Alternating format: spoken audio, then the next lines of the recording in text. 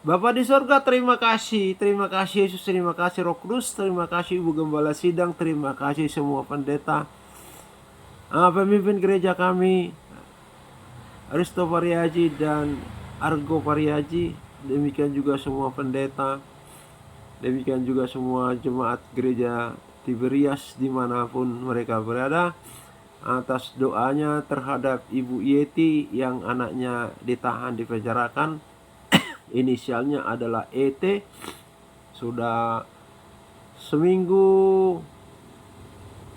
lebih ya, seminggu. Jumat yang kemarin 1 minggu, tambah minggu Senin tambah 3 hari, seminggu 3 hari ya, jadi 8 hari ya. Jadi ini semakin saya memahami apa yang terjadi, karena hari Minggu ketemu sama ibu itu, dan apa yang sebelumnya masih belum terungkap jadi terungkap. Jadi kami percaya kepada karya Roh Kudus bahwa Dia tidak membiarkan anak-anaknya berperang sendiri, bergumul sendiri terhadap kejoliman dari iblis setan. Provokasi kejoliman, nyinyir, kebencian itu dari setan, pasti itu. Kebaikan kebenaran tidak mengenal seperti itu. Apalagi kebenaran daripada Tuhan Yesus. Kalau kebaikan ada yang berpura-pura baik ternyata jahat, ya ada itu. Bahwa kebenaran sudah pasti kebaikan, tapi kebaikan belum pasti menjadi kebenaran. Ukuran kebenaran ialah 5W dan 1H. Who, siapa yang berlaku di situ? What, apa yang dilakukan? Why, mengapa dilakukan? Where, di mana dilakukan? Apalagi how, bagaimana kejadian terjadi? Contoh, Yesus lahir di mana? Di kandang domba. Di mana di kandang domba? Di Efrata. Siapa yang melahirkan? Maria. Siapa yang melihat? Penduduk setempat dan penduduk yang pulang kampung untuk disensus. Kapan? 25 Desember tahun pertama Masehi. Jadi semua pertanyaan itu dijawab. 5W dan 1H.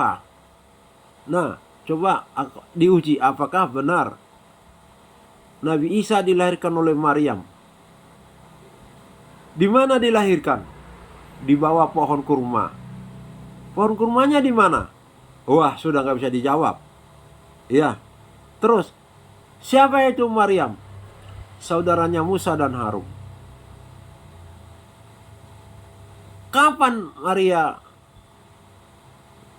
sama Musa dan Harun menjadi dewasa? 900 tahun sebelum Masehi. Kapan Isa Al-Masih katanya lahir? Sama dengan kelahiran Yesus tanggal 25 Desember tahun pertama. Loh, Masehi.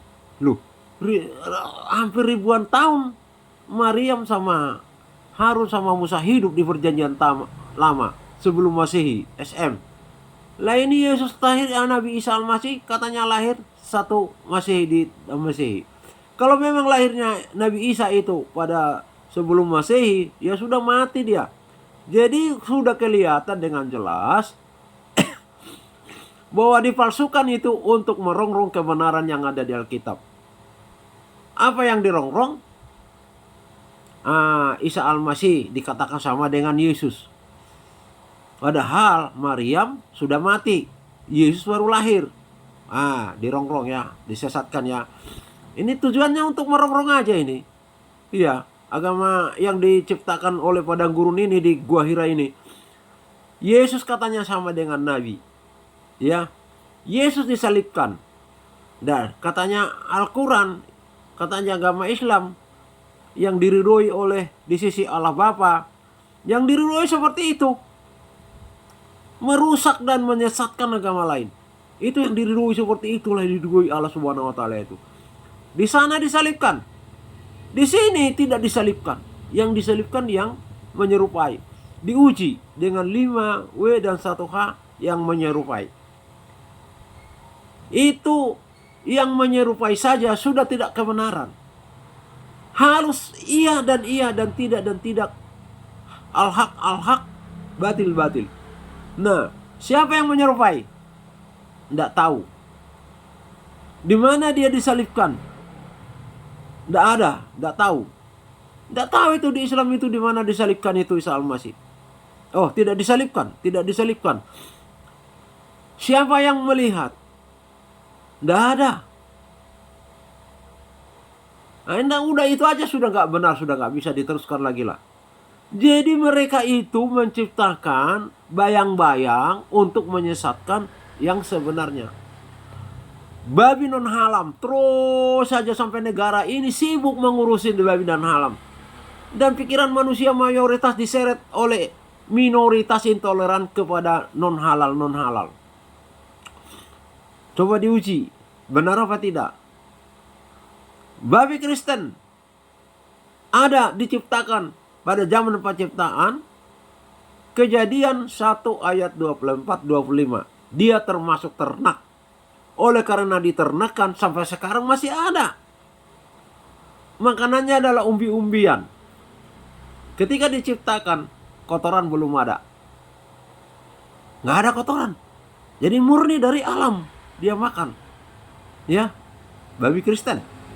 Nah, babi Muslim. Nah, babi Kristen pada kejadian 1. Babi Muslim bukan diciptakan, lahir. Kalau istilahnya dari apa, tempat pembuangan BAB atau pipis itu muncul, itu bukan diciptakan itu. Kalau diciptakan itu dari yang tidak ada menjadi ada. Lah ini sudah ada gajah menjadi sarananya. Nah, kita uji apakah ini benar. Nah, jadi babi Kristen udah jelas ya, makanannya udah jelas ya, diciptakan pada penciptaan pertama pada kejadian 1. Babi Muslim terjadi pada kejadian 6, Nuh di perahu Nuh. Di perahu Nuh banyak sekali hewan-hewan berpasangan. Itu kotorannya sudah kemana-mana, Nuh sudah gak kuat.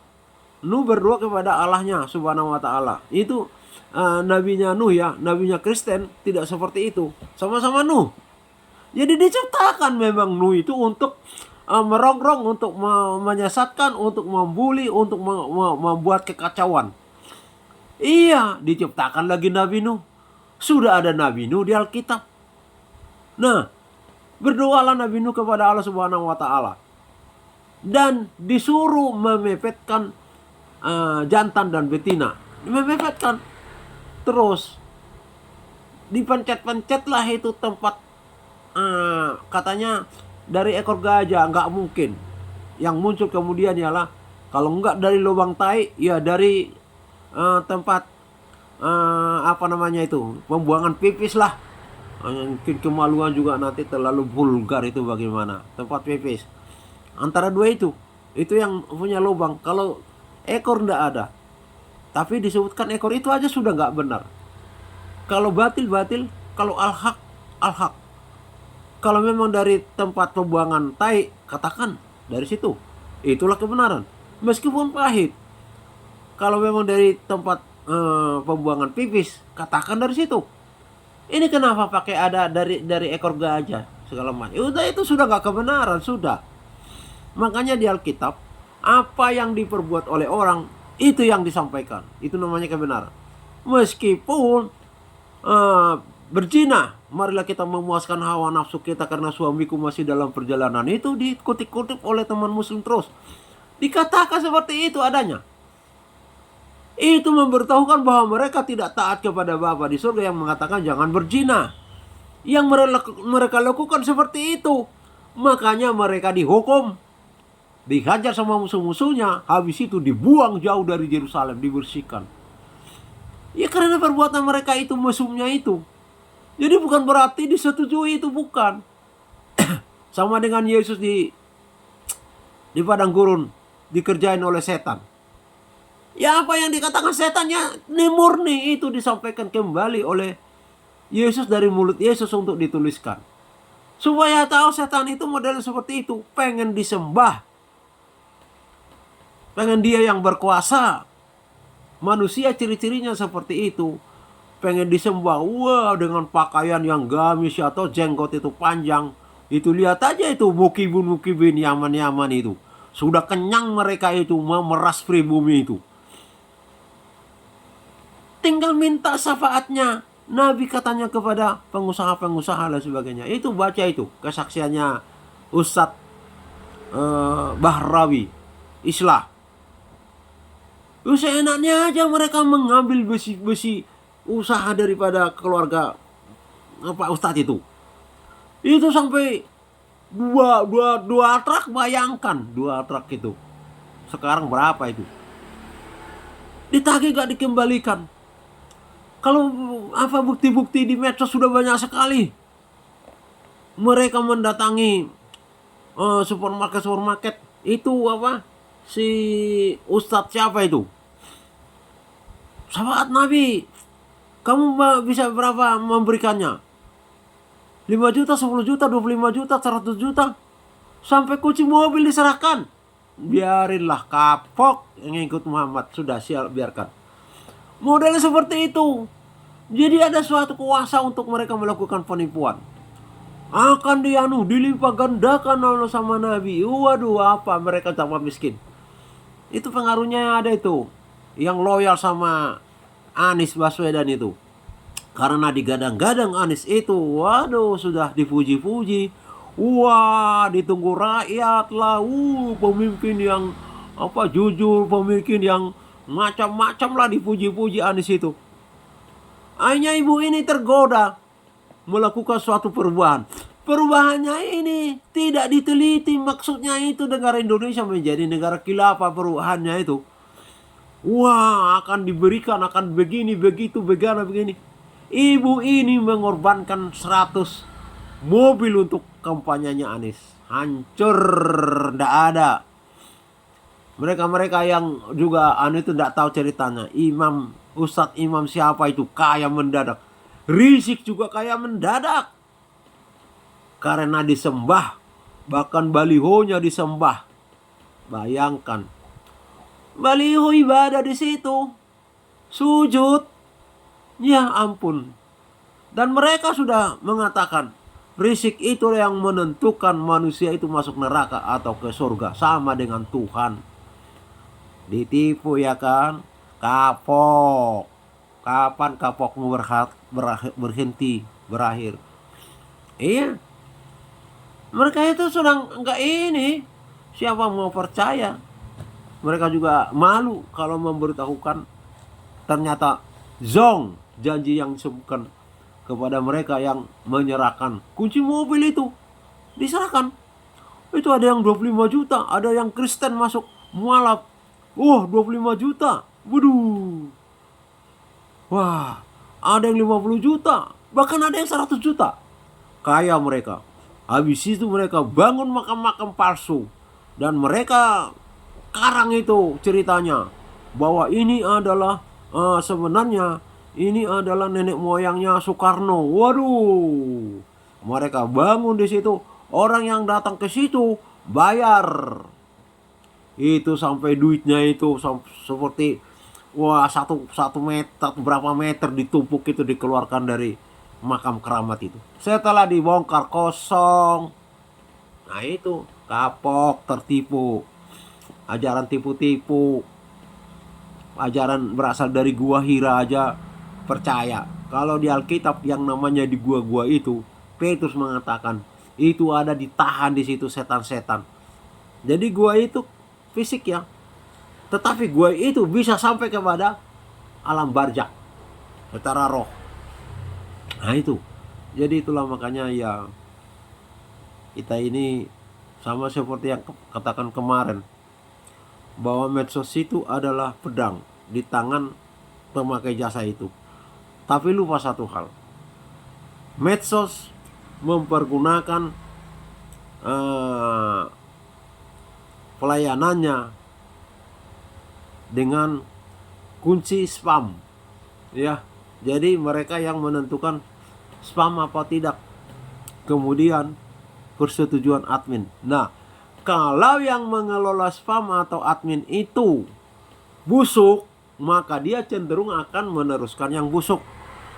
Kalau yang mengelola spam itu sama admin itu terang, dia akan meluluskan yang terang. Jadi masih tergantung kepada mereka. Polanya ini apa? Kalau kolaborasinya dengan Hoakbar, maka Hoakbar lah yang mengisi lebih dominan. Tapi kalau hati mereka diterangi oleh Roh Kudus yang maka mereka akan meloloskan berita-berita yang memberikan terang kepada hati manusia. Jadi ada dua faktor yang menentukan di situ. Yang memakai jasa itu dan yang mengelola jasa itu. Itu dua faktor itu yang menentukan gelap atau terang berita yang disampaikan di medsos itu. Itu ya. Jadi mengenai Ibu Yeti ya sama anaknya yang terpenjara. Ya ini kegelapan dan terang ini. Iya, ini nggak pernah habis ini sampai kepada kiamat. Ya, saya sudah menyampaikan kiamat itu adalah lenyapnya bumi dan langit dan diganti bumi yang baru. Nah, siapakah yang berhak? Siapakah yang diizinkan masuk kepada dunia yang baru? Masuklah dia ke situ. Siapa yang tidak, lenyaplah dia di langit yang lama dan bumi yang ada sekarang ini. Masuklah dia ke guyub rukun. Ya, masuklah dia ke neraka. Iya, masuklah dia ke neraka. Karena itu yang ada tinggal itu, surga dan neraka. Sudah nggak diingat-ingat lagi apa yang terjadi di bumi ini oleh mereka yang di surga. Tapi yang ada di neraka, mereka mengingat-ingat terus bumi ini sampai sekarang. Mereka pengen kembali, nggak bisa. Dan mereka yang tahu tentang surga itu menjadi satu, gimana ya, ada satu kerinduan tetapi tidak pernah ada. Yang ada adalah siksaan. Jadi untuk mereka itu bisa merasakan kedamaian, ketenangan, sukacita dan segala macamnya itu seperti yang dialami di bumi. Belum yang di surga ya, lebih jauh lagi itu. Nah, itu sangat, gimana, mau makan tidak ada makanan, mau minum tidak ada air, tetapi tetap hidup. Itu seperti itu, lebih jauh daripada itu. Nah, jadi ya puji Tuhan ada informasi yang baru. Ya semoga harapan kita ada. Jadi ada Pak Polisi yang dikenal oleh Ibu Yeti. Itu diungkapkan lagi oleh Tuhan Yesus, mencari nomor telepon itu. Itu kalau saya lihat bahasanya, bahasa orang yang terang hatinya. Akhirnya ketemu, diteleponi sama Bu Yeti. Itu langsung datang itu Bapak itu. Langsung datang ke rumahnya. Hanya perkataannya begini, kalau Yeti yang salah, saya tidak akan ngurus. Tapi kalau Yeti, ET yang salah, saya tidak akan bisa tepuk tangan. Tapi kalau dia dijolimi, difitnah, dia benar tetapi dipenjarakan, saya akan ambil alih perkaranya ini. Waduh, luar biasa. Nah itu ciri-cirinya pemegang kebenaran, pemegang terang itu. Kalau salah, ya sudah dihukum. Kalau tidak salah, saya akan ambil alih persoalan. Wah, katanya saya yang mereka mengintervensi penyidik itu sama pengacara di telepon langsung. Wah, ini hari ini beritanya Ibu Gembala. Semoga Bapak itu tetap memiliki hati yang terang untuk membela yang benar. Hari ini akan didatangi penyidik oleh Bapak Polisi itu. Nah itulah Bapak, Ibu-ibu dan Ibu Gembala sidang, campur tangan Tuhan Yesus sangat dahsyat, cepat sekali. Padahal perkara ini sudah mulai tahun 2024, tidak salah. Jadi perkara persoalan sewa menyewa apartemen. Katanya Bu Yeti ini sama anaknya kurang membayar. Nah, kurang membayar harusnya kan pakai nota penagihan. 1-2 kali baru diminta keluar. Tidak mau laporkan ke polisi, ingkar janji, ya kan? Atau pidana, atau ke pengadilan negeri, dirugikan perdata.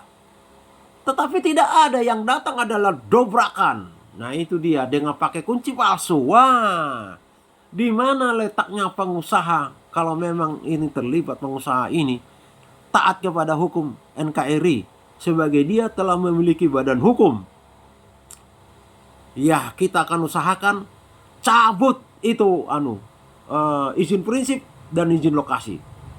Karena mempergunakan kekayaan yang diambil, yang didapat dari NKRI ini untuk membunuh karakter, merampas kemerdekaan oleh seseorang. Iya, kita akan bawa ini ke ranah hukum. Iya. Jadi tolong doanya ibu sama apalagi tidak mau berdamai. Ya kita tetap mau berdamai sebenarnya. Nebis in idem dalam perkara ini. Tapi saya dengar semua perkara yang ditangani mengenai oknum itu dan perusahaan yang melindunginya diminta dicabut. Lah ini kan sudah keterlaluan.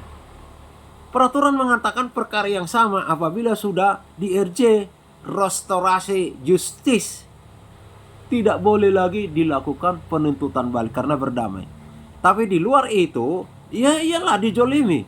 Masa semua itu harus dicabut itu perkara. Banyak sekali perkaranya yang dianukan sama ET ini. Memang dia terlalu ambisi sekali, nggak satu-satu. Ya berat lah.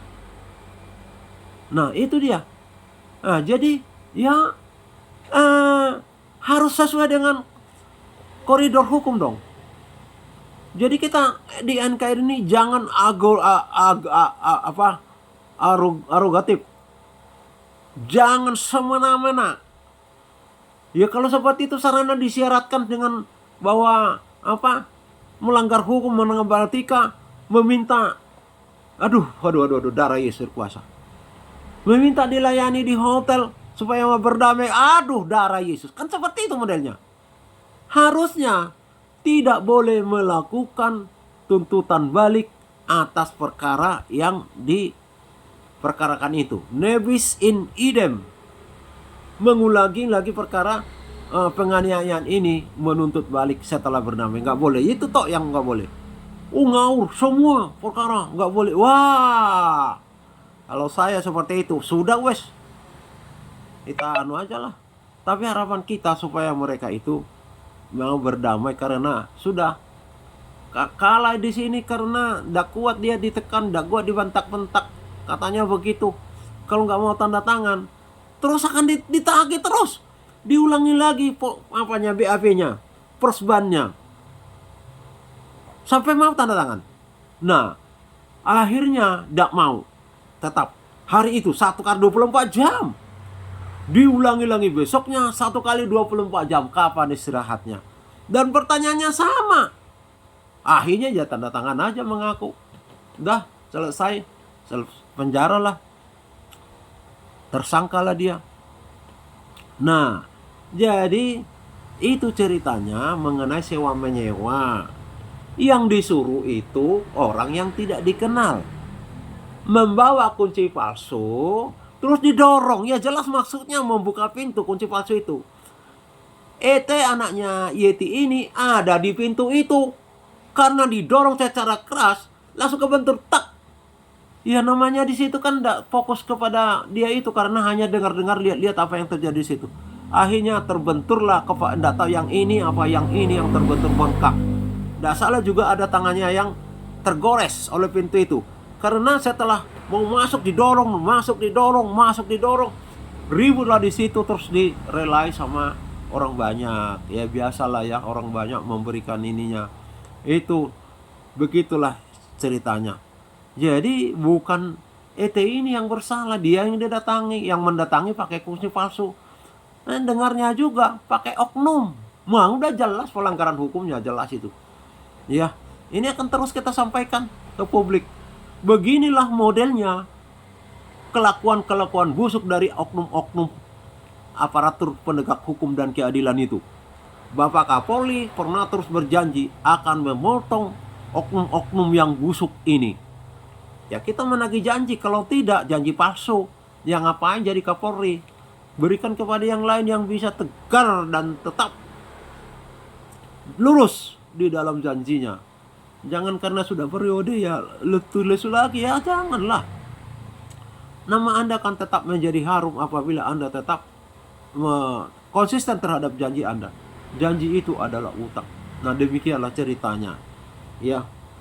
Jadi si ET ini di apartemennya disewa sama dia, disuruh oknum untuk menagih, katanya kurang. Ya kalau kurang masa seperti itu caranya mencari makan minum hidup di NKRI ini. Masa hukum di NKRI seperti itu caranya, model preman. Wah, jadi ini benar ini. Saya akan melakukan perlawanan, sudah tak mintakan sama apa itu, sama Ibu Yeti. Kalau bisa kita lakukan perlawanan, tolong ditinjau kembali izin prinsip dan izin lokasi kepada perusahaan ini, karena telah mempergunakan oknum-oknum untuk menyakiti, membuli, memenjarakan, merampas hak hidup bebas seseorang, yaitu ET. Biar kapok pakai premanisme, bukannya melakukan sesuai peraturan hukum. Dia sudah diberikan berbadan hukum, harusnya dia melakukan ketaatan terhadap negara ini. Kalau memang tidak diingatkan 1-2 kali, kan pakai tagihan tuh, surat tanda tangan, sudah tahu, tanda tangan lagi, ndak mau tanda tangan lagi, mau laporkan ke polisi, ingkar janji namanya, pidana itu ada, itu ingkar janji itu. Kemudian laporkan ke PN, kan pengusaha punya kaya, oknum ini, oknum lah ini, karena semua pengusaha seperti itu. Terpujilah Tuhan kekal selamanya, haleluya, amin.